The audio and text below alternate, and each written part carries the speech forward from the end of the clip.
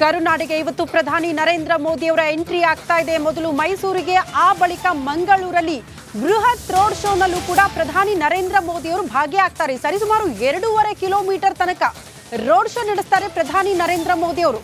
ಆ ಮೂಲಕ ಬಿಲ್ಲವ ಮತಗಳನ್ನ ಸೆಳೆಯುವ ಪ್ರಯತ್ನವನ್ನ ಪ್ರಧಾನಿ ನರೇಂದ್ರ ಮೋದಿ ಅವರು ಇವತ್ತು ಮಾಡ್ತಾರೆ ರೋಡ್ ಶೋ ಮೂಲಕ. ಅಬ್ಬರದ ಪ್ರಚಾರ ಪ್ರಧಾನಿ ನರೇಂದ್ರ ಮೋದಿ ಅವರಿಂದ. ಮೈಸೂರಿನಲ್ಲಿ ಬೃಹತ್ ಸಮಾವೇಶದಲ್ಲಿ ಭಾಗಿಯಾಗಿ ನಂತರ ಮಂಗಳೂರಿಗೆ ಸಂಜೆ 7 ಗಂಟೆ ಅಂತ ಹೇಳಲಾಗ್ತಾ ಇದೆ.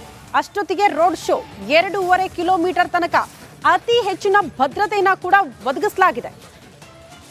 ಬಿಜೆಪಿಯ ಭದ್ರಕೋಟೆಯನ್ನ ಉಳಿಸಿಕೊಳ್ಳುವ ಪ್ರಯತ್ನ, ಬಿಲ್ಲವ ಮತಗಳು ಚದುರಿ ಹೋಗದಂತೆ ನೋಡಿಕೊಳ್ಳುವ ಪ್ರಯತ್ನ ಕೂಡ ಆಗ್ತಾ ಇದೆ ಬಿಜೆಪಿ ಪಾಳ್ಯದಿಂದ.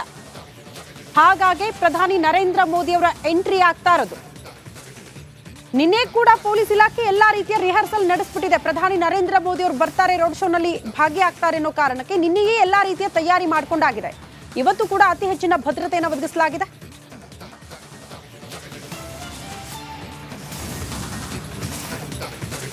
ಪ್ರಧಾನಿ ನರೇಂದ್ರ ಮೋದಿ ಆಗಮಿಸುತ್ತಿದ್ದಾರೆ. ನೋಡಿ, ಇದು ನಾರಾಯಣ ಗುರು ವೃತ್ತ. ಇದೇ ವೃತ್ತಕ್ಕೆ ಮಾಲಾರ್ಪಣೆಯನ್ನ ಮಾಡಿ ಇಲ್ಲಿಂದ ನೇರವಾಗಿ ನವಭಾರತ್ ಸರ್ಕಲ್ವರೆಗೂ ಕೂಡ ಏನು ಒಂದು ರೋಡ್ ಶೋ ನಡೆಸ್ತಾರೆ ಪ್ರಧಾನಿ ಮೋದಿ. ಮೊಟ್ಟ ಮೊದಲ ಬಾರಿಗೆ ತುಳುನಾಡಿಗೆ ಅವರು ಆಗಮಿಸ್ತಿರೋದು.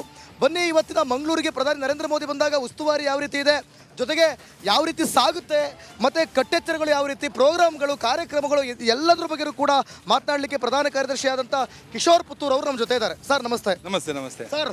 ಫಸ್ಟ್ ಟೈಮ್ ತುಳುನಾಡಿಗೆ ಬರ್ತಾ ಇರೋದು ಪ್ರಧಾನಿ ಮೋದಿ. ಫಸ್ಟ್ ಏನಂತೀರಾ ನಿಮ್ಮ ರಿಯಾಕ್ಷನ್? ಎಲ್ರಿಗೂ ಅಂಬೇಡ್ಕರ್ ಜಯಂತಿ ಶುಭಾಶಯಗಳು. ಈ ದಿನ ನಮ್ಮೆಲ್ಲ ಸುದಿನ.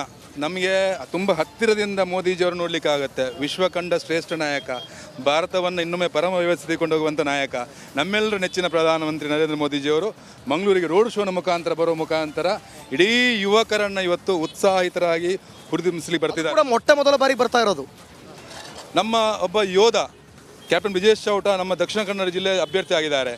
ಅವರಿಗೆ ನಾವೆಲ್ಲ ಜೊತೆ ಕೆಲಸ ಮಾಡಬೇಕು. ಅವ್ರನ್ನ ಅತ್ಯಂತ ಪ್ರಚಂಡ ಬಹುಮತ ಗೆಲ್ಲಿಸಲಿಕ್ಕೆ ಮೋದಿಜಿಯವರು ಬರುವಂಥ ನಮಗೆಲ್ಲ ಸಂತಸ ತಂದಿದೆ. ಇಡೀ ಯುವಕರಲ್ಲಿ ಉತ್ಸಾಹ ತುಂಬಿದೆ.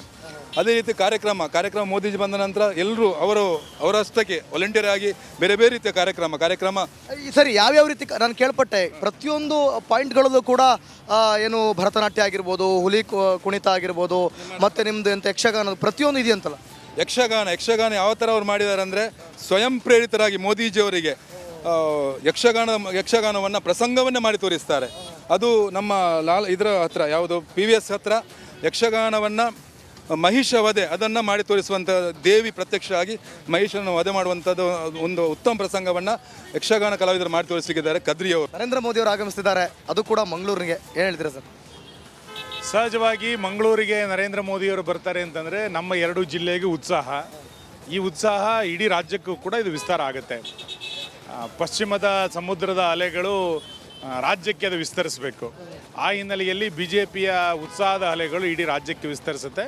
ಭಾಳ ದೊಡ್ಡ ಪ್ರಮಾಣದಲ್ಲಿ ಈ ಉತ್ಸಾಹದಿಂದ ಈ ಮೋದಿಯವರ ಈ ಒಂದು ರೋಡ್ ಶೋ ಅಂದರೆ ಏನೇ ಮಾಡಿದ್ರು ಕೂಡ ಎಲ್ಲೋ ಒಂದು ಕಡೆ ಕಾಂಗ್ರೆಸ್ ಗ್ಯಾರಂಟಿ ಅಲೆಗಳ ಅಬ್ಬರದಲ್ಲಿ ಏನಾಗ್ಬೋದು ಅಂತ ನಿಮಗೆ ಅನ್ಸುತ್ತೆ ಸರ್?